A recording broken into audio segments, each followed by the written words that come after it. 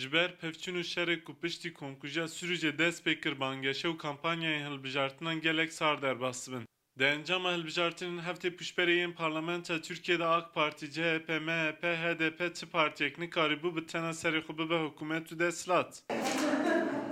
Her wiha piştî hilbijartinan di nava van partiyan de hikûmeta hevpeyman jî ava nebû.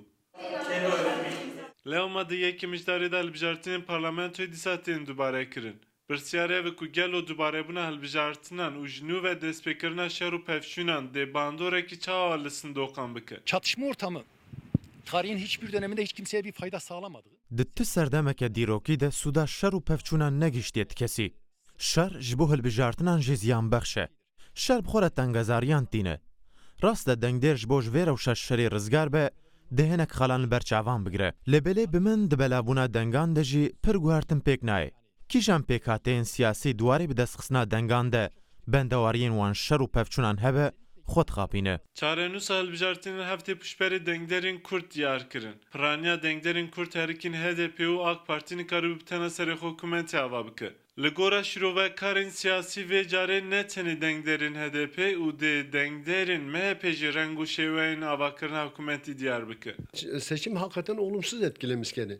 Ama az nahit tarafajını insanıma, milletime hakikaten zor bilinçliyor.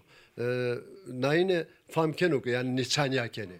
Niye baskı kurmuş gene ki Doğu Güneydoğu'da nayine rey vezo. Ama az nahit reynan bu ki nayine rey ne vezino. Li gor hin çavderên siyasî jî ew nikarin bi başî pêşbînî bikin ku bandorekî çawa ya şerdê li ser hilbijartinan hebe. Lêbelê ew dibêjin ku şer jiyan te vizandî. Livra çatışma dest pêkir. Hele kê dipirsim? Jiyan sedîda heftê engemasî. Çi ye? Sikin ye. Na xelk û civak di warê pêşbîniyan de pir girtî û xamoş e. Lewma pêşbînîkirina bandora şer li ser hilbijartinan hinek çetin û zehmet bûye. Ji hilbijartinên parlamentoya Tirkiyeyê berê cudatir, pêşbînîkirina hilbijartinên yekê mijdarê ne asan e. Hem ji ber di demekî kurta dubarebûna hilbijartinan hem jî bi destpêkirina şer û pevçûnan re dengder, kip û xamoş e. Serkan İnce, Rûdaw, Dêrsim.